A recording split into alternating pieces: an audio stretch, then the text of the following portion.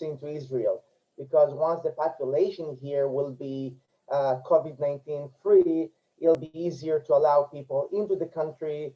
And how exactly that's going to work, either you'll have to prove that you're COVID-19 free with a check that you had a couple of days before coming, or that you got the vaccination yourself. I don't know, but it'll be easier opening the skies of Israel and start letting people into here. So this is a couple of things that I thought you'll want to know about what's going on here. Okay, Dr. White will plunge into the text. Are you ready? I am ready. Okay, so if you're ready, what we're going to do, folks, we'll start with a very powerful story, as Dr. White said, Elijah on Mount Carmel. So we'll get into it right away. And every now and then, as I speak, I am going to also mention the Hebrew words and the Hebrew pronunciation. So when we say Elijah in English, you can say Eliah, like my youngest. Eliah is the correct pronunciation in Hebrew. And if I say Mount Carmel instead of Carmel, that is again the correct way of pronouncing the word. And as I always tell you on my tours in Israel, if my pronunciation is different from yours, mine is the correct one. Okay, so Dr. White, I would really appreciate you reading the story of Elijah. I want people to remember again what happened there. And once we do that, we'll go over it again and see the key things about it and how the scripture should be read and understood. So go ahead, please. And it came to pass after many days that the word of the Lord came to Eliah in the 3rd year, saying, Go show thyself to Ahab, and I will send rain upon the earth. And Eliah went to show himself unto Ahab, and there was a sore famine in Samaria. And Ahab called Obadiah, which was the governor of his house. Now Obadiah feared the Lord greatly, for it was so when Jezebel cut off the prophets of the Lord that Obadiah took 100 prophets and hid them by 50 in a cave and fed them with bread and water. And Ahab said to Obadiah, Go into the land unto all the fountains of water and unto all the brooks. Peradventure we may find grass to save horses and mules alive, that we lose not all the beast. So they divided the land between them to pass throughout it. Ahab went one way by himself, and Obadiah another way. And as Obadiah was on the way, behold, Eliah met him and knew him and fell on his face and said, Art thou my lord Eliah? And he answered, I am. Go tell thy Lord, behold, Eliah is here. And he said, What have I sinned that thou wouldest deliver thy servant unto the hand of Ahab to slay me? Boaz, I'm going to stop just a moment. Am I in the right passage?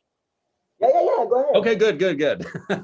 And he said, I didn't fully ask, because I was wanted to make sure. And he said, What I have sinned, what have I sinned that thou wouldest deliver thy servant unto the hand of Ahab to slay me? And the Lord, as the Lord thy God liveth, there is no nation or kingdom whither my Lord hath not sent to seek thee. And when they said, He is not there, he took an oath of the kingdom and nation, and they found thee not. And now thou sayest, Go, tell thy Lord, behold, Elijah is here. And it shall come to pass, as soon as I am gone from thee, that the Spirit of the Lord shall carry thee whither I know not. And so when I come to tell Ahab, and he cannot find thee, he shall slay me. But I, thy servant, fear the Lord from my youth. Was it not told, my Lord, what I did when Jezebel slew the prophets of the Lord, how I hid 100 men of the Lord's prophets by 50 in a cave and fed them with bread and water? And now thou sayest, Go tell thy Lord, behold, Eliah is here, and he shall slay me. And Eliah said, As the Lord of hosts liveth, behold, before whom I stand, I will surely show myself unto him today. So Obadiah went to meet Ahab and told him, and Ahab went to meet Eliah. And it came to pass, when Ahab saw Eliah, that Ahab said unto him, Art thou he that troubleth Israel? And he said, I have not troubled Israel, but thou and thy father's house, in that ye have forsaken the commandments of the Lord, and thou hast followed Baalim. Now therefore send and gather to me all Israel unto Mount Carmel, and the prophets of Baal 450, and the prophets of the groves 400, which eat at Jezebel's table. So Ahab went unto the children of Israel and gathered the prophets together unto Mount Carmel. And Elah came unto the people and said, how long halt ye between two opinions? If the Lord be God, follow him. But if Baal, then follow him. And the people answered him not a word. Then said Elah unto the people, I, even I only, remain a prophet unto the Lord, but Baal's prophets are 450 men. Let them therefore give us 2 bullocks, and let them choose 1 bullock for themselves, and cut it in pieces, and lay it on wood, and put no fire under. And I will dress the other bullock, and lay it on wood, and put no fire under. And call ye upon the name of your gods, and I will call upon the name of the Lord. And the God that answereth by fire, let him be God. And all the people answered and said, it is well spoken. Then Elah said unto the prophets of Baal, choose you 1 bullock for yourselves, and dress it first, for ye are many, and call upon the name of your gods, and put no fire under. And they took the bullock which was given them, and they dressed it, and called on the name of Baal from morning until noon, saying, O Baal, hear us. But there was no voice, nor any that answered. And they leaped upon the altar which was made. And it came to pass at noon that Elah mocked them and said, cry aloud, for he is a god. Either he is talking, or he is pursuing, or he is in a journey, or peradventure he sleepeth. He must be awakened. And they cried out and cut themselves after their manner with knives and lancet, till the blood gushed upon them. And it came to pass, when midday was past, that they prophesied until the time of the offering of the evening sacrifice, that there was neither voice, nor any answer, nor any that regarded. And Elah said unto the people, come near unto me. And all the people came near unto him, and he repaired the altar of the Lord that was broken down. And Elah took 12 stones, according to the number of the tribes of the sons of Jacob, unto whom the word of the Lord came, saying, Israel shall be thy name. And with the stones he built an altar in the name of the Lord, and he made a trench about the altar as great as would contain 2 measures of seed. And he put the wood in the altar, and cut the bullock in pieces, and laid him on the wood, and said, fill 4 barrels with water, and pour it on the burnt sacrifice and on the wood. And he said, do it a second time. And they did it a second time. And he said, do it a third time. And they did it a third time. And the water ran about the altar, and he filled the trench also with the water. And it came to pass at the time of the offering of the evening sacrifice that Elah, the prophet, came near and said, Lord God of Abraham, Isaac, and Israel, let it be known this day that thou art a God in Israel, and that I am thy servant, and that I have done all these things according to thy word. Hear me, O Lord, hear me, that this people may know that thou art the Lord God, and that thou hast turned their heart back again. Then the fire of the Lord fell and consumed the burnt offering and the wood and the stones and the dust, and licked up the water that was in the trench.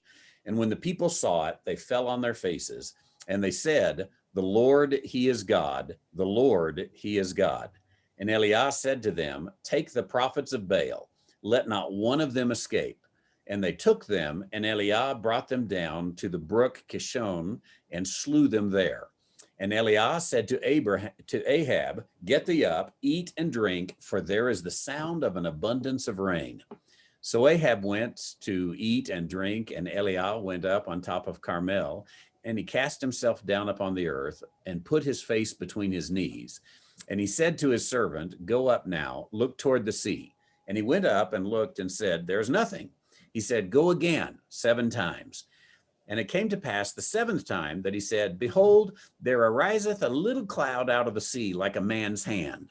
And he said, go up, say unto Ahab, prepare thy chariot and get thee down, that the rain stop thee not. And it came to pass in the meanwhile that the heaven was black with clouds and with wind, and there was a great rain, and Ahab rode and went to Jezreel. And the hand of the Lord was on Elah, and he girded up his loins and ran before Ahab to the entrance of Jezreel. Okay, that's good. That's good. Friends, the chapter that we just heard contains almost all the elements that we find throughout the Bible. And that is why when I thought to myself, how do I teach the Bible, the text? This is a perfect chapter because it just contains so much. It contains, a person with a great belief. It has God and God's sense of humor, as we're gonna see in a minute. It has faith, it has lack of faith, it has grace, it has almost everything. So let's try to put some order in what we just heard by Dr. White of Mount Carmel. By the way, Randy, do we have a picture of Mount Carmel available? Let me see here. I believe that well, let's see. I've got It's okay. I can talk and you can look for it. yeah. I'll put it And up if you here. cannot find it, it's okay. But it's a pretty big mountain. And when you think of the servant of Elijah going up and down 7 times, I mean, that is significant. That is not, that is a big deal. So if we start from the very beginning of the story, it tells us about Elijah meeting with Obadiah. Now, you know that words in the Bible have a meaning. Every word counts. Every word is there for a reason. And that is why I always say if you understand Hebrew, you'll understand the Bible better because it will simply make more sense to you and help you understand how names play a big role in the events. Okay? So, Obadiah. Obadiah in Hebrew is Ovad Yah. I repeat that, Ovad Yah. Ovad, Obed, means servant, and there it is. In the distance, you can see Mount Carmel. And like I said, as you can see, it's a pretty big mountain. The picture is taken from somewhere in the Jezreel Valley, which is also known as the Valley of Armageddon. And behind Mount Carmel is the Mediterranean Sea. Okay, so just understand the geography a little bit. So Obadiah means the servant of the Lord. And Eliah, is a name that has the name of God in it 7 times. When you're in Israel with me, I always write on a piece of paper the word, the name Eliyahu, and I show you how many different variations of the name of God are into one person's name. Why is that important? It's important because we are in a culture where names matter. When your parents give you a name, that is a big responsibility. It is not just a name, it is an identity of who you are. And actually, I am a good example. My name is Boaz. You all know who Boaz was in the Bible.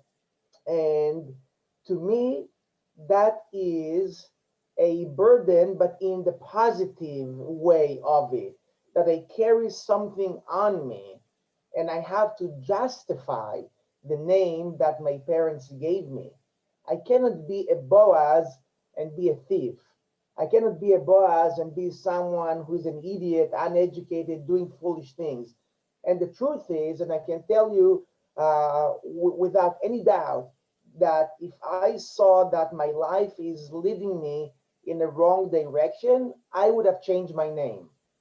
So at least I'm not a Boaz that I have to lift myself up to, and I'm just going to find a name that doesn't mean anything. And then I say, okay, at least I'm not embarrassing myself, my parents, and the Bible. So, same with these guys. If you're Elijah, if anywhere you look at your name, you see God, God, God popping out, how in the world can you not be a godly person? Either be a godly person or abandon your name. So both of them were, both Obadiah, the servant of the Lord, and Eliah, who is God, God, God, God in his name. That's how it starts. And these are the two people that we need to remember.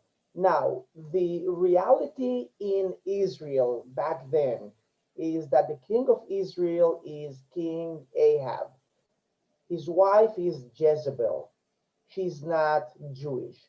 She is the daughter of the king of Sidon.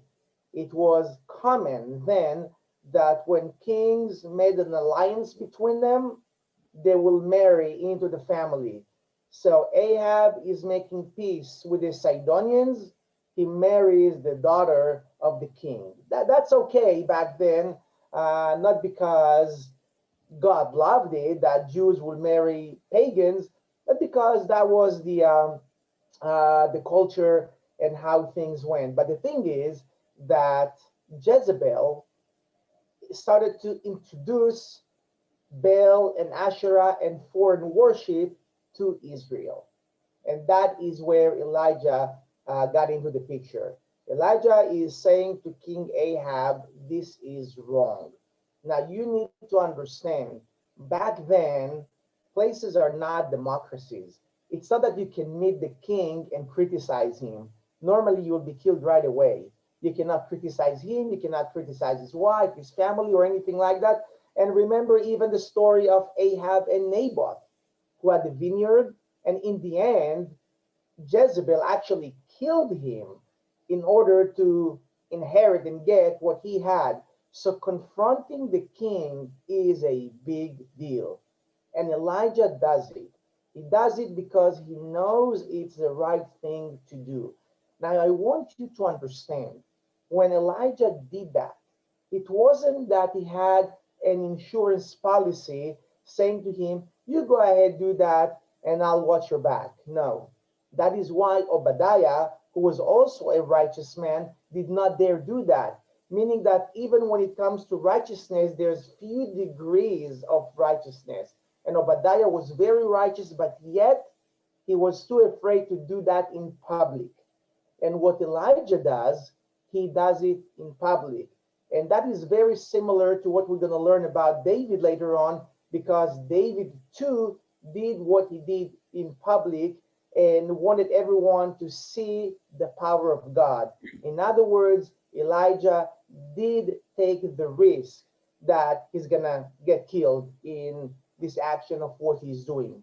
So he meets with Ahab. They exchange some trash talk, as we say today. And in the end of that, there's a decision that they will meet on top of Mount Carmel and they will see who the true God is. Okay? Going up a big mountain was also something very common. The higher you are, more people see you and you're making a statement. Okay? And so they gathered out up on Mount Carmel and see what happens next. First of all, there is a famine in the land for about 3.5 years. And the god of Jezebel, Baal, is the god of fertility and rain. So unlike the God of Israel, who is in charge of the entire creation and the universe, the pagans don't believe in that. The pagans, unlike the Jewish people, believe that the job is divided and everything is controlled or maintained by a different God. Because one God cannot do everything. That's too much. So there's the rain God, and there's the sea God, and the moon God, and the sun God, and the storm God, and the healing God. So Baal has just 1 or 2 missions. That's all he has. Not too much. And yet, he fails to do that. What am I trying to say to you? 5 minutes ago, I said that all the elements are in this chapter, including God's sense of humor. And that's where it starts. Because God is saying to the people, without saying that directly, don't you see who the true God is? Don't you see that the battle between me and Baal is over before it even started? And the proof to that is that I, the God of Israel, decided that it's not going to rain, and it wouldn't rain for 3.5 years now. And Baal, all he needs to do is to provide rain, and he can't do that because I, the God of Israel, will not let that happen. So the war is over. What are you even waiting for? Are you with me? Say yes. Okay, good. I just want to make sure that I'm not speaking to myself now. Like I said, I'm used to talking and listening back to what people say. So this is kind of Amen. Amen. It's wonderful. Yay. okay. Beautiful. So like I said, the war is really over before it even started. But then what happens? They continue with the plan, and the plan is that everyone who wants to witness and to see the battle between the God of Israel and Baal is invited to Mount Carmel.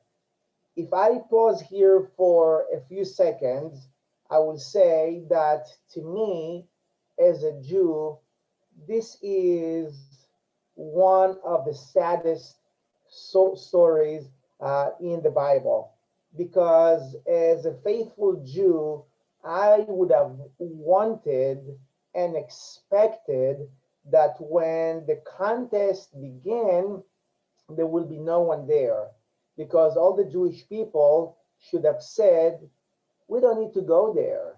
We know who the true God is. We don't need to go and put God to a test, because we know that He is the true God. He is the only God, and obviously He will prevail. By going there, the Jewish people who went there actually made a statement saying, yeah, God is probably God, but if He can prove Himself one more time, that wouldn't hurt. And that hurts a lot, because this is the same God that pulled them out of Egypt. This is the same God that brought them from slavery to freedom. This is the same God that looked after them for 40 years in the desert. This is the same God who safely brought them into the land. This is the same God that forgave them, that they built the gold calf when Moses went up to Mount Sinai, and the wrong things that they did and God forgave them is on a list that's endless. And now, after all this, you put God to a test again. So if I'm getting to the shoes of God, I'm saying now, what in the world, what else do I need to do that they will finally understand that I'm their God, their Father, and their Shepherd? Why is it that every time I need to prove that again and again and again? So if I'm God, I'm really offended here at this particular point on Mount Carmel. But again, that's God's grace. God is not angry. God is inviting them, and the show begins. When that happens, we see now the sense of humor of Elijah, because what he does, he says to them, hey, you're many, so you go ahead first. You have a head start. So you have a good chance to win because you're many, you're powerful, and you're going to start first. So they start and they pray and they worship and they dance and whatnot, and obviously nothing works because there is no Baal. And Elia, is making fun of them. What does he say? He says, shout louder. Maybe he's asleep. Maybe he's on a journey, means maybe he went to the bathroom. Okay? And they keep dancing and cutting themselves after the customs and whatnot, and nothing happens, obviously. And then when Elijah takes command, he prays to God and says, God, please answer me. Not because of me, I'm not important, but because of you, so people will know who you are and give you glory. And right away, the fire came and consumed everything, and everyone understood that Elijah is the true prophet and that God is the real God. And then, by the command of Eliah, all of them were killed by the people of Israel. To me, the lesson that we should all get from this story and understand how many times we wrong God is as follows. We are people who try to make good decisions in our lives. Most of us have families. We want to do what's good for us, for our family, for our kids, for their education, how to invest our money in the bank, to do it wisely, not to do stupid things, to end up with no money and no income. So it comes to that, most people think in a logical way, talking about the majority of the people. Why is it that when it comes to following God, all of a sudden we're hesitant? Why is it that when we go to the bank and when we speak to the clerk over there or even to the bank manager, we're so confident in what he or she offers us? We're willing to put everything that we have, usually or sometimes, according to their advice. And when God Himself, not the bank manager, not the king, not the president, God Himself says something, we're hesitant. How can we explain that? Is anyone that we deal with above God? No, not at all. And we know that. So why, when people tell us this is the right thing to do, we listen to them and oftentimes we follow them. And when God, the creator of the universe, says to us, do this, we say, is this the right thing to do? Do you understand how embarrassing that is? Why don't we say, God, we are all in with you. You are the best and the only investment. There is no other option when it comes to you. It doesn't matter what other people say, we'll follow you. And I say that because this chapter that we just read is the proof to that. All these people that assembled on Mount Carmel, they came because they weren't sure. If they were sure, they wouldn't bother.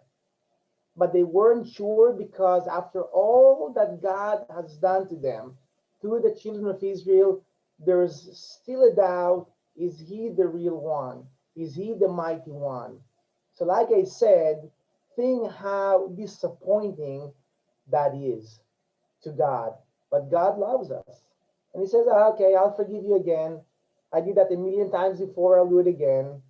And that's exactly what is happening on Mount Carmel. By the way, also the word Carmel has a meaning, and that is God's vineyard.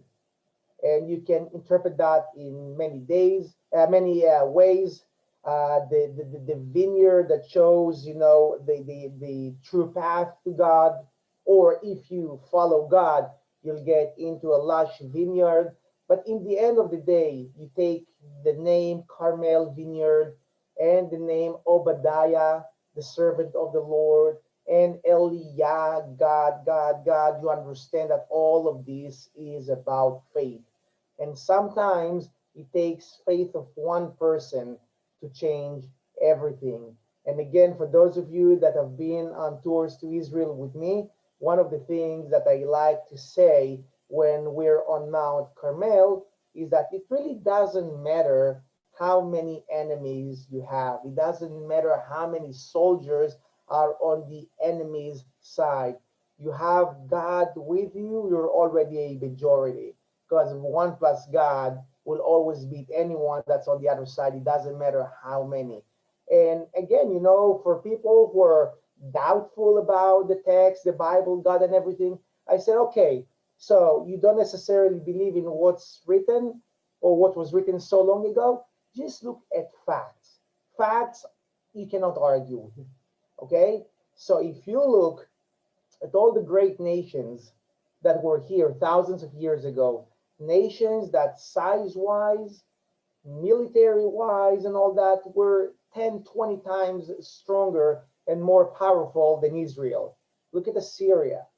Look at the kingdom of Babylon and Persia and the Hittites and Egypt in the south. Israel was always a dot on the map. Not only today, also back then.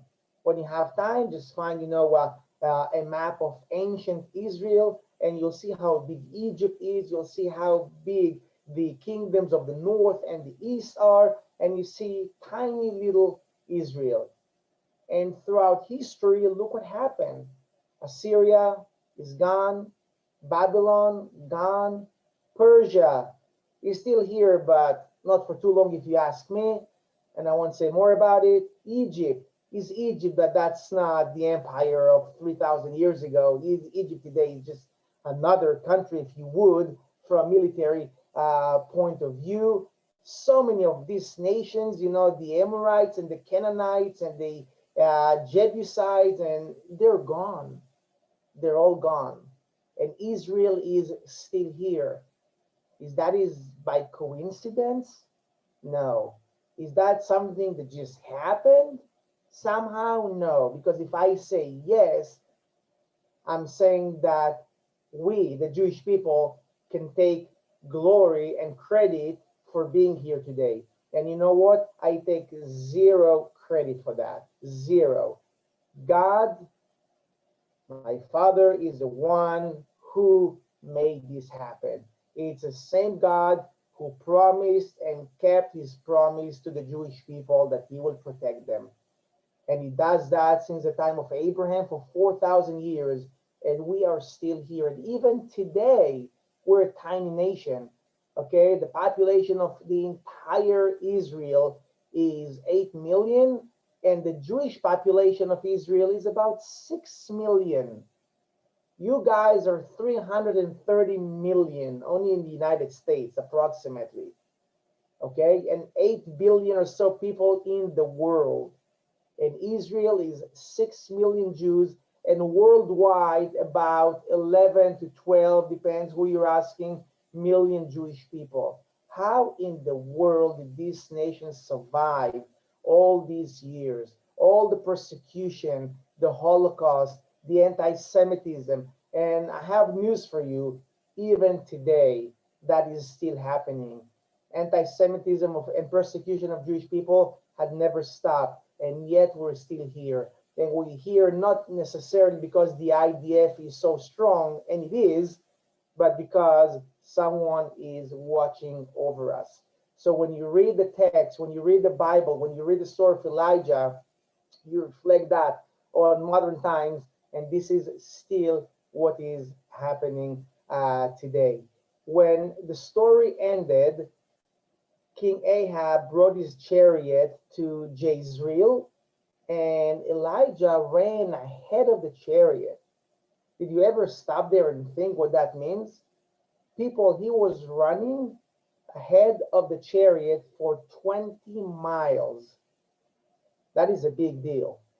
And then from there, he continued to Beersheba, and from Beersheba to the Sinai.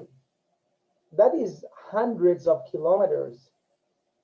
And when he got to the Sinai, he finally said to God, I'm done with these people. Kill me. I'm a failure. And God said, no, you're not. And not only that, you're not even done yet with your mission. So go back the 400 miles that you came and go and anoint Elisha and Jehu. And only after he did that, he was done with his mission. Before we continue to the next story, I want you to understand that in the Jewish world and the Jewish history, there is a high responsibility for leaders, for kings, for leaders like Moses, like Elijah. And that is why oftentimes you see in the text that they're being punished in a very severe way. And you wonder, well, why is that happening? Doesn't the punishment have to be proportional to what the person did? It does. That's what's happening today. If you are being caught stealing something, you're not going to be sent to the chair for that, okay? Stealing something and killing someone is not the same. And so based on that, you ask yourself, how in the world Moses was so severely punished for simply hitting the rock and not speaking to the rock. And why was Elijah punished simply for saying, I have no faith in my people anymore, after all the amazing things that he did? And you're asking me, what was the punishment of Elijah? The punishment of Eliah is that since that event where he said to God, I'm done, till present times, every year on the Passover, we keep our door open, the door to our house. We keep it open to invite Eliah, but not to invite Eliah to come and join the feast, to invite Eliah in order for him to see that God succeeded again. When Eliah said, I have no hope for these people, by inviting him in, God is saying, there is hope. There always has been. So 3,000 years later, come and watch my people celebrating the Passover and honoring me. So in other words, Elijah needs to come again and again and again and see that he was wrong and that God was right. 4:45. Let's do a 7 minutes break, and then after that, we'll come back with David and Goliath. And before the 7-minute break, does the host have an opportunity to ask a question? Yes. Good, I thought so. The two questions that I have for you related to the story before you get into the next one. The IDF today, of course, you served in the IDF, and every young man does. Do they look at these stories and recognize God's intervention in the past and see that God is someday going to intervene for Israel in the same dramatic and miraculous ways? Absolutely, yes. I was in a combat unit for 3 years and then 20 more years in the reserves. And it doesn't matter at what point and what situation that I've gotten into, I knew that I'm holding my machine gun, but the brain behind it and the one that will give the bullet an address is not me, but God. I'm a soldier of God, and I'm there to defend my country, but God's name as well, and everything that is being done and performed, and all the victories that we had, and all the miracles that we had during the wars, that's to God alone, and that will be a very stupid thing for anyone in the Israeli army to take credit for himself. So to elaborate on that just a little bit, I think in the Army today, they're in the Army in the United States anyway, we would consider them patriots, and we're grateful for what they do, and they are our modern heroes in many ways, but it's a secular profession. For young men in Israel, obviously there's still that secular nature to it as well, but would you say that the average young man in the IDF takes stories like this and recognizes God's role in it's not just a story from ancient history, but this is the making of Israel and the protection of Israel today? Absolutely, and unlike the U.S. Army, the army in Israel is not professional in a way that you're being paid. In America, you go to the army, you're being paid, they take care of your college, or I don't know exactly what the arrangements are, but that's not the case over here. When I served for 3 years, and I don't even want to begin to tell you what I went through, my monthly salary was $30. And in case you think that you misheard me, I'll say it again, $30 a month. So that was barely to provide myself, toothbrush and shaving foam, during the month.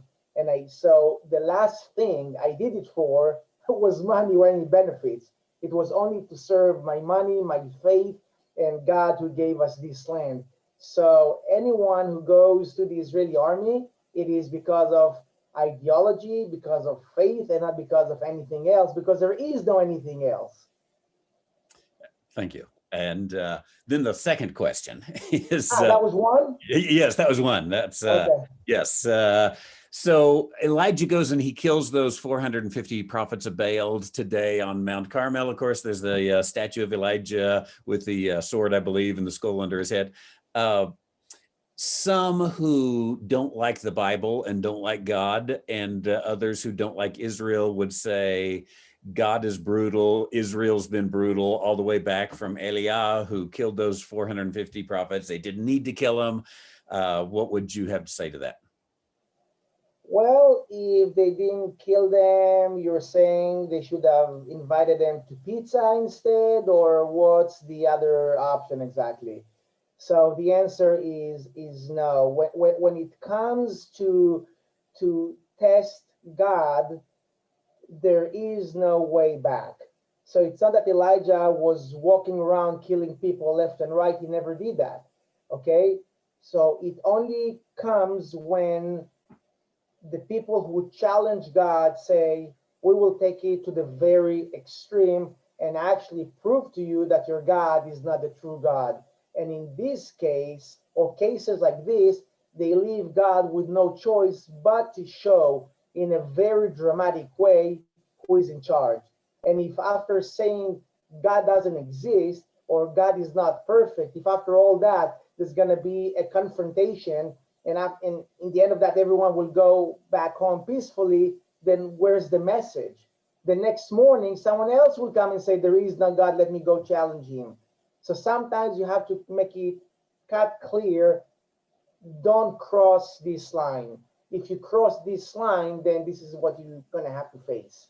So it has nothing to do with being brutal. It has to do with self-defense and protecting God's name. Thank you, Boaz. We'll take a, what'd you say, 7-minute break? Yes. Let's take about 7 minutes. By the way, I am going to put in the chats right now a link for anyone who'd like to give a donation. You can just go to the chat box at the bottom of the screen and you will find that link. And of course, that's a love offering. So it just depends on how loving you all are. And, so let's take a break and we'll be back here in about 7 minutes.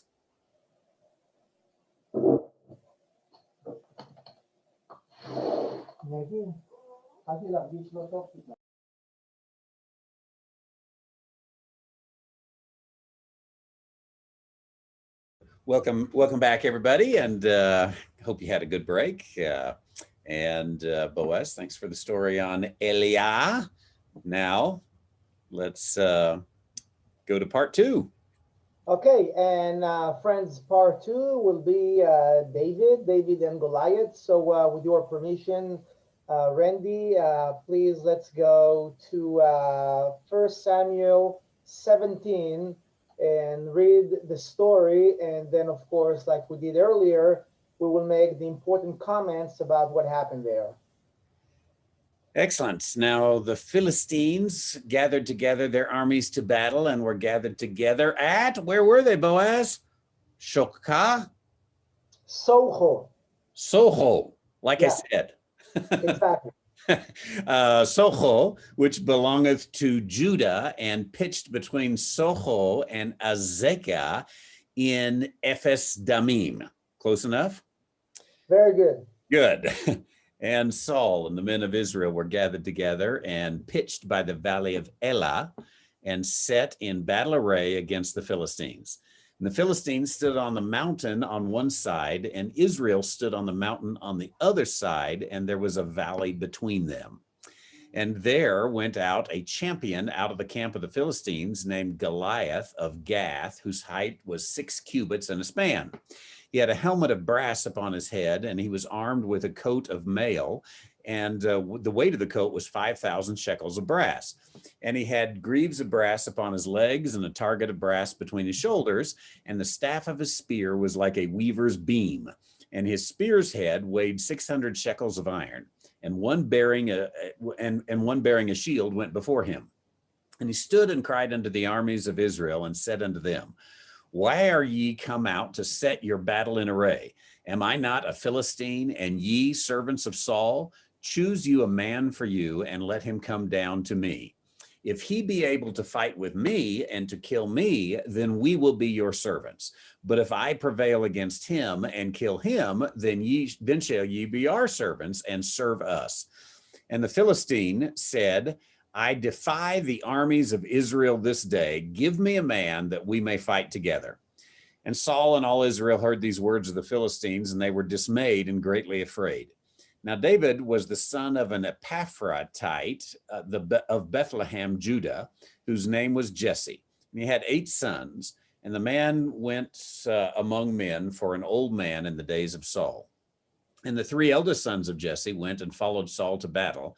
And the names of his 3 sons that went to battle were Eliab, the firstborn, and next to him Abinadab, and third Shema.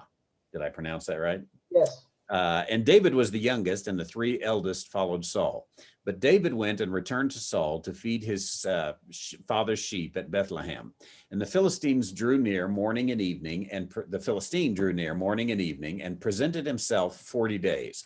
And Jesse said unto David his son, Take now for thy brethren an ephah of this parched corn, and these 10 loaves, and run to the camp of thy brethren, and carry these 10 cheeses into the captain of their 1,000, and look how thy brethren fare, and take their pledge. Now Saul and they and all the men of Israel were in the valley of Elah fighting with the Philistines. And David rose up early in the morning and left the sheep with a keeper, and took and went as Jesse had commanded him, and came to the trench as the host was going forth to fight, and shouted for the battle. For Israel and the Philistines had put the battle array, army against army. And David left his carriage in the hand of the keeper of the carriage, and ran into the army, and came and saluted his brethren. And as he talked unto them, behold, there came up the champion, the Philistine of Gath, Goliath by name, out of the armies of the Philistines, and spake according to the same words, and David heard them. And all the men of Israel, when they saw the man, fled from him, and were sore afraid. And the men of Israel said, Have you seen this man that has come up? Surely to defy Israel is he come up, and it shall be that the man who killeth him, the king will enrich him with great riches, and will give him his daughter, and will make his father's house free in Israel. And David spoke to the men that stood by him, saying, What shall be done to the man that killeth this Philistine, and taketh away the reproach from Israel? For who is this uncircumcised Philistine, that he should defy the armies of the living God? And the people answered him after this manner, saying, So shall it be to the man that killeth him. And Eliab, the eldest brother, heard when he spake unto the men, and Eliab's anger was kindled against David, and he said, Why camest thou down hither? And with whom hast thou left those few sheep in the wilderness? I know thy pride and the naughtiness of thine heart, for thou art come down that thou mightest see the battle. And David said, What have I done? Is there not a cause? And he turned from him toward another, and spake after the same manner, and the people answered him after the former manner. And when the words were heard which David spake, they rehearsed them before Saul, and he sent for him. And David said to Saul, Let no man's heart fail because of him. Thy servant will go and fight this Philistine. And Saul said to David, Thou art not able to go against this Philistine to fight with him, for thou art but a youth, and he a man of war from his youth.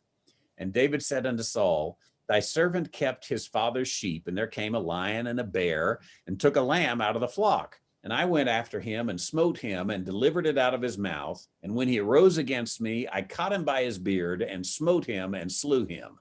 Thy servant slew both the lion and the bear, and this uncircumcised Philistine shall be as one of them, seeing as he hath defied the armies of the living God. David said, moreover, The Lord that delivered me out of the paw of the lion and out of the paw of the bear, he will deliver me out of the hand of this Philistine. And Saul said to David, Go, and the Lord be with thee. And Saul armed David with his armor, and he put on a helmet of brass upon his head, and also he armed him with a coat of mail. And David girded his sword upon his army, and he essayed to go, for he had not proved it. And David said to Saul, I can't go with these, for I have not proved them. And David put them off of him. And he took his staff in his hand, and chose him 5 smooth stones out of the brook, and put them in a shepherd's bag, which he had, even a scrip, and his sling was in his hand, and he drew near to the Philistine. And the Philistine came on and drew near unto David, and the man that bare the shield went on before him. And when the Philistine looked about and saw David, he disdained him, for he was but a youth and ruddy and of a fair countenance. And the Philistine said unto David, Am I a dog that thou comest to me with staves? And the Philistine cursed David by his gods. And the Philistine said to David, Come to me, and I will give thy flesh unto the fowls of the air and the beasts of the sea. Then said David to the Philistine, Thou comest to me with a sword and with a spear and with a shield, but I come to thee in the name of the Lord of hosts, the God of the armies of Israel, whom thou hast defiled. This day the Lord will deliver thee into my hand, and I will smite thee and take thine head from thee, and I will give the carcasses of the host of the Philistines this day unto the fowls of the air and unto the wild beasts of the earth, that all the earth may know that there is a God in Israel. And all this assembly shall know that the Lord saveth not with sword and spear, for the battle is the Lord's, and he will give it into our hands. And it came to pass, when the Philistines arose and came and drew nigh to meet David, that David hasted and ran toward the army to meet the Philistine. And David put his hand in his bag and took thence a stone and slang it and smote the Philistine in his forehead, that the stone sunk into his forehead, and he fell upon his face to the earth. So David prevailed over the Philistine with a sling and a stone, and smote the Philistine and slew him, but there was no sword in the hand of David. Therefore David ran and stood upon the Philistine, and took his sword and drew it out from the sheath thereof, and slew him and cut off his head therewith. And when the Philistines saw their champion was dead, they fled. And the men of Israel and Judah arose and shouted and pursued the Philistines until thou come to the valley, the gates of Ekron. And he, okay. And Very he, good. We can stop here. That's okay. Randy, do you have the footage that we can show of yes, the Elah Valley? yes, It's not a big deal, but if you do, we do here. Let's see if I can get the screen out of the way. Oops, wrong one. I'll bring it right up here in just a moment. okay, no problem, no problem. That's okay. A lot of similarities between the story that we just heard and the one before with Prophet Elijah. And let's try to understand what is it that makes this chapter one of the most important ones to us in the Bible.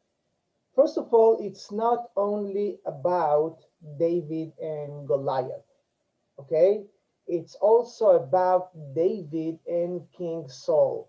In other words, what I'm trying to say here is that this chapter from the book of Samuel is telling us why the kingdom is taken away from the house of Saul and is being given to the house of David. Okay, so let's talk about that first. Saul is the king of Israel. Okay, before we continue, let's go to this. You can see the Mediterranean Sea. You see where it says the Valley of Elah. This is really nice. I like it. See, it says Tel Gath. That's where Goliath came from. It says Tel Azekah, which was mentioned in the text a few minutes ago. And then you can see where it says Valley of Elah. And we'll go down. Can we go even further down? This is perfect. So this is the valley. You can see that it's surrounded by hills on both sides. So picture David and Goliath somewhere down in the valley, and Israel is camping on one side, the Philistines on the other side, and in the end, it was David and Goliath that went there to battle. But again, before that, let's go to King Saul. Saul was chosen by Samuel.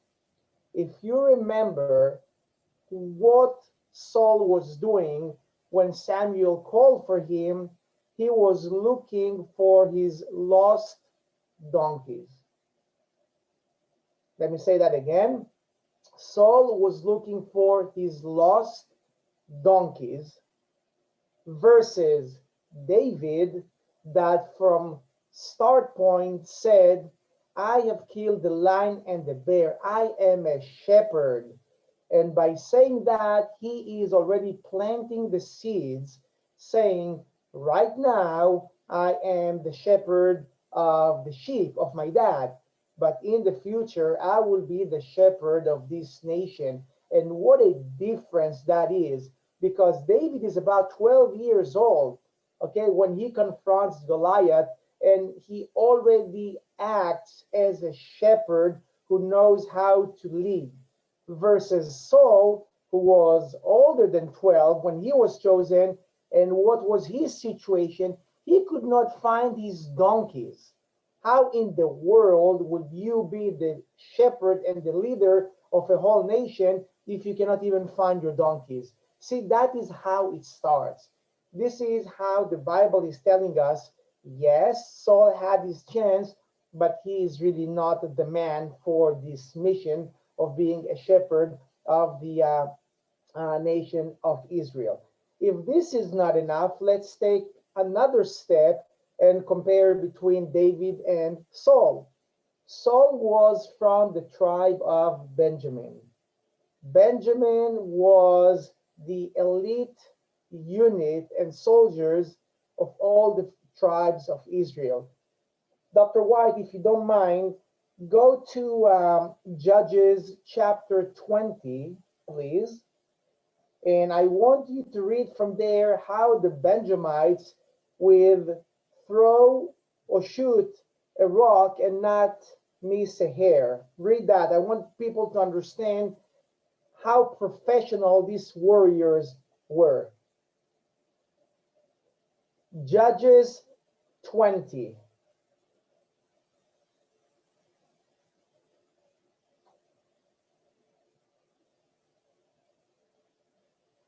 You can scroll down a bit.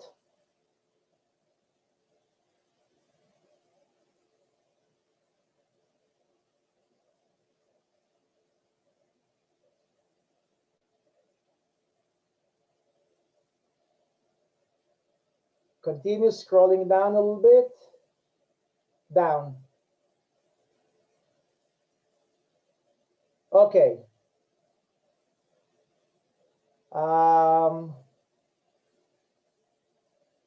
Let's see. Okay, from 16. I can hear you.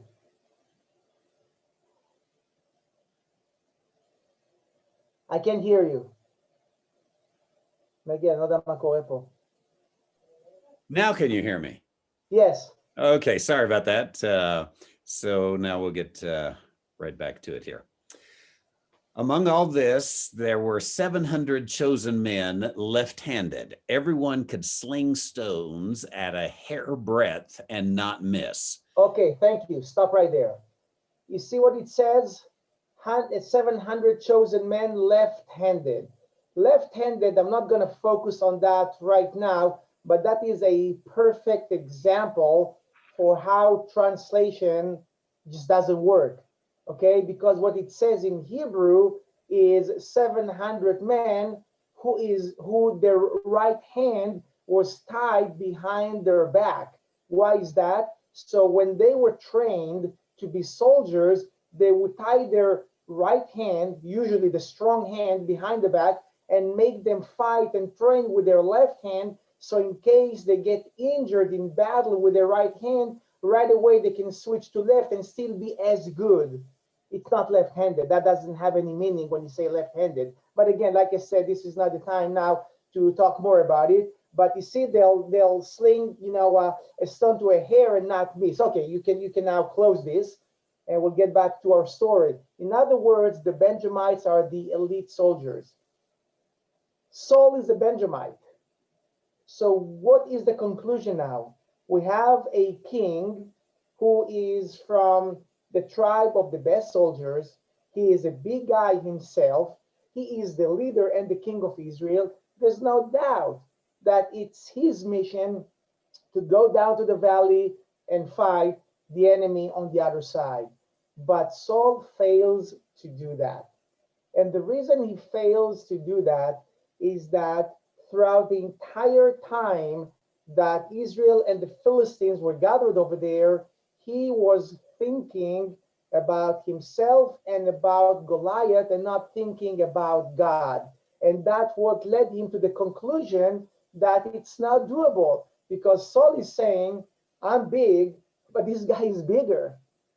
I have good record with my tribe, being soldiers, but they're better. They have all the iron technology. They brought it to here. So everything that Saul was focusing on, he saw that the enemy had the advantage and he got scared. And this is a huge difference because when David comes to him and says, hey, let me go do that, let me take care of business, Saul says to him, you can't do that. He's a champion. He's a giant. Who in the world are you to go down there? And then David says, I'm going there in the name of God. You see, this is the big difference between the approach of Saul and the approach of David. The approach of Saul is, if I'm going to go down there, what are the odds that I'm going to fight and win this giant? And David says, who cares about who's there? Who cares about how big this guy is? Who cares if this guy is holding an atomic bomb in his hand? If God is with me, how can I lose? And that is why I always say that this chapter in the Bible is also the transition, the crossroad, the junction that tells us this is the end of the house of Saul and the beginning of the house of David. Saul did not die there. Saul continued for a little more after that, but this is the chapter that is telling us it's not for too long because Saul cannot be a leader and David will be a good leader one day. So that's one of the focuses when we talk about this chapter. And then, of course, the other one is David and Goliath. You need to understand how much credit we need to give David for what happened there, because David was not even supposed to be there. His older brothers were sent to battle, and his father said, hey, go get them some, pita bread and hummus and whatnot to sustain them. And he goes there, and only when he goes there and he sees the reality in front of him, that does something to him. And he says, this cannot continue. There's no way that this uncircumcised man will curse the God of Israel, and the entire army of Israel, including all the best soldiers, will be there and do nothing about it. This has to stop. So when David decides to do that, and when he says, I'm going to go down there, it's not necessarily because he knew that he'll be able to kill Goliath, but because he said, this has to stop. We are embarrassing ourselves by doing this, okay? And so in the end, Saul basically said to him, okay, go and the Lord be with you. Saul was not happy about that because Saul figured if I cannot do that, this little guy will not be able to do that. But on the other hand, he didn't have any choice. There wasn't any like other volunteer, to go do that. So, go ahead and we'll see what happens. And as we know from the text, David took 5 smooth stones with him. If you were in Israel, and most of you were, we would go to the brook of the Elah Valley and find some smooth stones over there. I always say take 1 or 2 or 3 or 5. There you go. As a souvenir, put it on your desk and always remember, God and the faith in God through that little rock. And then again, there is like the story of Elijah, some trash talk between, David and Goliath. I'm going to do this to you and I'm going to do that to you. And in the end, they engage battle and David uses 1 stone to sling it straight into Goliath's forehead. And then listen to all the details. There's no small details in the Bible. All the details are big ones. There's nothing there that doesn't count, okay? It says that the stone sank in Goliath's forehead and he fell face down, and David came took his sword and cut off his head. And that was basically the end of that war. Let's try to understand how amazing this story is. First of all, David goes there with 5 stones. And the question is, why 5? Why not 1? Why not 20? What's about 5? Well, the truth is that we don't have one clear answer to 1 5, but there's different speculations by different rabbis. One says that 5 stones represent the 5 cities of the Philistines: Gaza, Ashkelon, Ashdod, Gath, and Ekron. And the symbolism of that is, I'm going to destroy not only you, but all the presence of the Philistines in this land. Okay? Others say that this is for the 4 brothers of Goliath, meaning to destroy his entire family. And the one that I like and that I've adopted is that David goes there in the name of the 5 books of Moses. Okay? With a lot of faith. The 5 represent the faith, the 5 books of Moses. And then the battle begins. Let's understand again the geography. And actually, Randy, can you go back to that short presentation of the Elah Valley? If we can do it again and pause exactly where it shows the valley and the hills on both sides, that would be great. So I'll tell you when to do that. Just let it continue for a little while. Right there. Okay, go back a little bit if you can. No, not this. There we go. Okay, here, perfect. Okay, so people, look at where it says Sha'araim and look above it. This would have been the camp of the Israelites. And then look at where it says Elah, Valley of Elah. Can you point to that? Go to the hill behind it. Okay, that's Philistine. And also down to the left. Come back to here. Yeah, that's Philistine too. So you can see where the Philistines assembled, where the Israelites assembled, and the valley between them. Now, what you cannot see here is Jerusalem. But Randy, if you can point out the Mediterranean in the distance, yes, exactly, that is west. So picture that Jerusalem is opposite, it's in the east, okay? And Jerusalem is higher than the area of the Valley of Elah. So you can close your eyes for a second and picture Jerusalem and Bethlehem area, which are about 2,700 feet above sea level. And then 15 miles west of that are the hills of the Shephelah. These are the hills that you see over here. And the hills of the Shephelah are about 1,000 feet above sea level. And then when you continue west all the way to the coast, that is sea level. In other words, Jerusalem is higher than the hills over here. And when you see the Elah Valley, this was also a road that led to Jerusalem back in the ancient times. There were few, about 5 roads exactly similar to this that led to Jerusalem. Every road was protected by a big city, in this case, Azekah, which is, again, Randy pointed out, behind the Valley of Elah right there, okay? The Jewish people who occupied these cities that protected the roads, they knew that in times of crisis, if the enemy invades into Israel, they will be the first one to pay the price, so to speak, because they are the frontier. So either it's the Egyptians coming from the south, or the Assyrians, or Babylonians coming from the north and the east on their way to Jerusalem.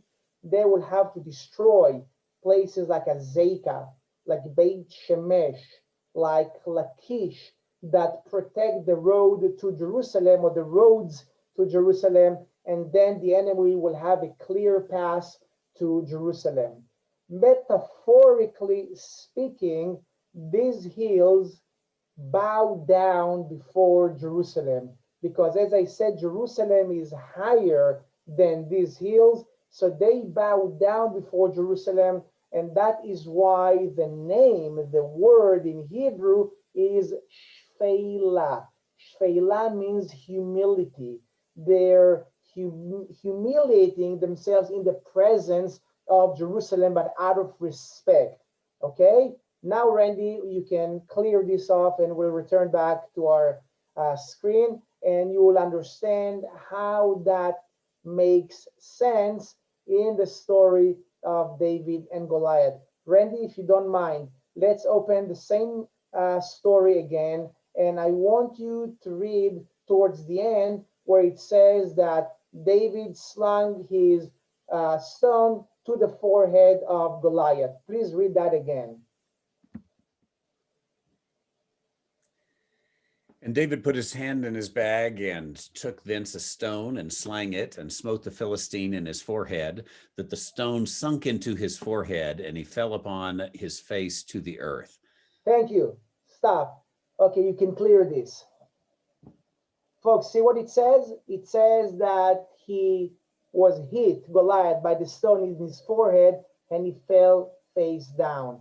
Well, to me, the logical thing is that if you're being hit in your forehead, you'll fall backwards.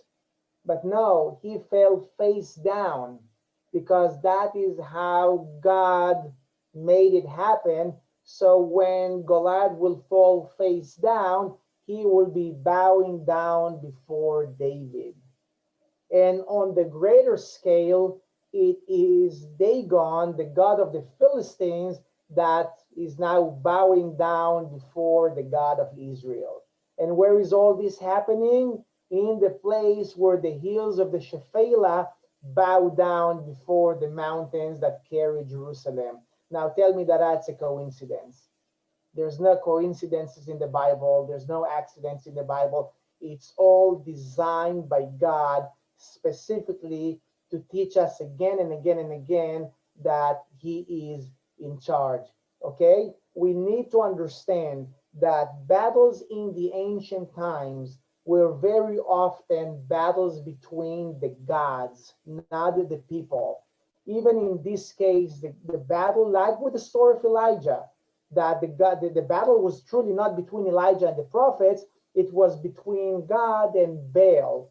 And now the battle is between the God of Israel and Dagon, who is the God of the Philistines. And David and Goliath are only representatives of their God. So that is why David does not take any credit for himself. He says, I'm going there in the name of God, the God of Israel. And today the world will know that there is a God in Israel. He doesn't say that the world will know that there is a David in Israel, or how, handsome, or how talented I am, or anything like that. All the glory goes to God. I am only a tool that is being used by my God to show who the true God is. And that is, again, this chapter. What I want you to remember from this chapter is two things. This is the transition, okay, from the house of Saul to the house of David. And we just explained why. And also the faith, the big faith that David had, even as a little kid. I'm going to go there. I will defend the name of my God. And this is got to stop. And then all the elements that show us that there is no coincidence, okay, that the Philistine falls face down. He bows down before David. His God bows down before the God of Israel. In the place where the Shephelah hills bow down before Jerusalem, everything has a meaning.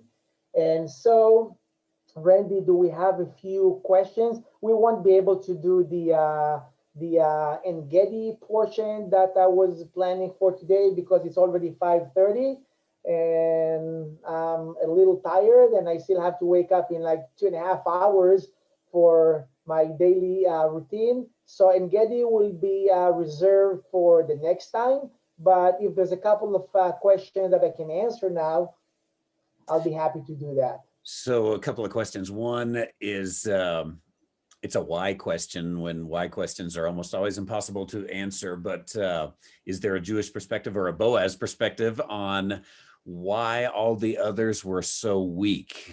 David comes in and he's the one that, you know, he was not the man of war and whatnot. And so he goes into all those and his brothers and everybody else and says, you can't do it. Why was the whole army of Saul so weak during that point? I'll tell you why. Because the army, as I said and indicated, was always looking forward to the leader. Okay?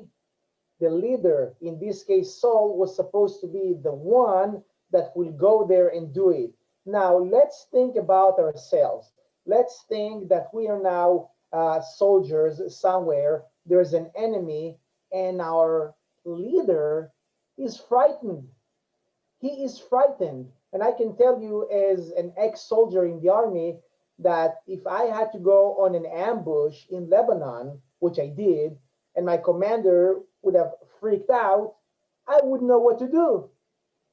I mean, how can I follow a guy who's afraid? I'm going there risking my life. At least I want to know that I'm in good hands. If I come back home safely or not, that's in God's hands. But at least here in the battlefield, I want to know that my commander, whom I follow, is doing the right thing. And I would think of the people of Israel. They're looking at Saul.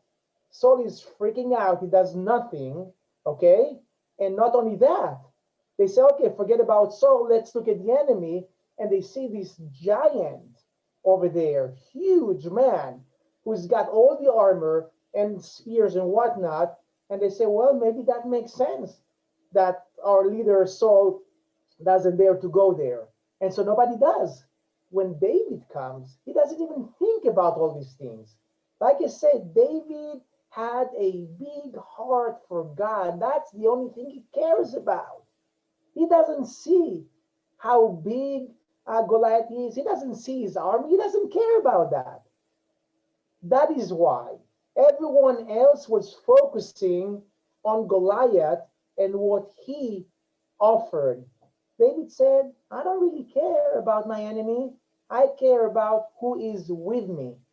And since God is with me, I think I'm safe. So that's the answer.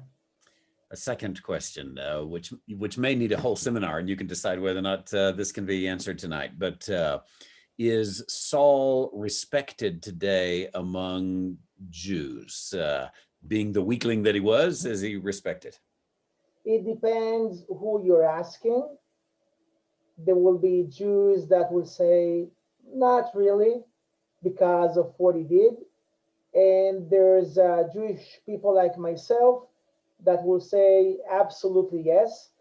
And for those of you that have toured Israel with me, you can remember my sermon at the city of Beit Shean when I speak about the death of Saul and how God's grace came into Saul during the last 24 hours of his life, and that finally he acted as a king, which he failed to do during his entire career. The last day of his life, he puts himself together and he goes to battle against the Philistines. This time he does it. This time he sees a big army, an army that's much bigger than his. He knows that he's not going to make it because he called Samuel from the dead, and Samuel said to him, you're going to die, your sons will die, and your army will be defeated. And instead of running away as a hero, he went to battle. He got killed in battle. And I would say by doing that, he really compensated for all the things that he failed to do during his entire life. So to me, if someone repents and someone gets to know God only the day before he checks out from this world, that's something good. So me personally, I do have respect to Saul. And don't forget, Saul never asked or aspired to be the king of Israel. He was kind of forced into the mission that was over his size. So we cannot also really blame him for not being a good king. And one more question. You mentioned that the small details matter in the passage, and you were talking about the 5 stones there. How much do you think that non-Jews miss out on a lot of the meaning of the text because they only take the big story, and ignore a lot of those details, or because of reading it in English rather than Hebrew, can't even see those details? This is not something this is not math that I can slice and say, hey, you're missing out 27.9% of, the Bible, but I can say that you're missing out on a big chunk of understanding the Bible. And I say that because to understand the Bible, we need to understand the language, we need to understand the geography, we need to understand so many factors, because we just saw how the geography fits with the story. So if you're sitting, somewhere in New Mexico or St. Paul or Kentucky, and you've never been to Israel, it'll be very hard for you to picture all this. But once you're here, you see the mountains, you see the valley, you see Jerusalem, you see where Goliath went face down, and you have someone like me who's putting all the pieces together, you see how much more sense it makes. And again, we just read, from Judges 20, where it says left-handed. What in the world does that mean, that people were left-handed? There's people left-handed today, they were left-handed back then. What's the big deal about it? But when you understand that it's not left-handed, but the story that I told you, that they would tie their right hand behind their back and fight with their left hand, now it makes sense. And there's just so many things like that. I mean, you go to the book of Job and see that, his wife says to him, curse God and die. Truly, she says, bless God and die. You can read that in the Hebrew Bible. Why did she say bless and not curse? Again, we cannot get into all this now, but you're missing. If I really had to put it into numbers, I would say between 15 to 20% of your understanding is being lost only on that thing of not reading the Bible in the original language. Fortunately, we all know a little Hebrew. His name is Boaz, and we appreciate him joining us tonight. Thank you for the insight, Boaz. I appreciate it, from New Mexico, and all the people around who have joined us tonight or will join us on the recording. And for each one of you listening, I would remind you, I put a donation link in the chat. For those of you watching the recording, it's dispensationalpublishing.com/Boaz. Dispensationalpublishing.com/Boaz. And there you can make a donation of any size, and it'll all go to Boaz for his time tonight. We appreciate that. And Boaz, I am going to allow people just to yell goodbye in a moment, but anything you want to say before we do that? I want to say that I appreciate you being with me today, and also 2 weeks ago. And this is fantastic. I mean, I really, really enjoy doing this. And I guess next week I'll publish again the next Zoom meeting, which may be in 10 days or 2 weeks, I'll see. And also the topics and everything. So it'll be great to see your smiling faces again. Thanks from Galilee. Excellent, thank you. And I keep my rock right here on the desk, not only to remind me that God is the God of Israel, but also just in case anyone unruly comes in the door. So it works in 2 ways. Okay, those of you who are on, I have given you opportunity to unmute your mic, and you can do that and just say goodbye on your way out. But Boaz, again, we appreciate you. Thank you, everybody. Thank you. Thank you Bye. so much. Boaz. Thank you. Thank you. Thank you, Boaz. Yep. Stay God safe, blessing. stay Thank you, well. Boaz. Thank Thank you. you. Appreciate it. Bye-bye. See you next week. Yep. Excellent, thank you, everybody. And Thanks a lot. good God morning to you, bless. Boaz, and good night to the rest. All right. God bless. God bless indeed. He And has. shalom.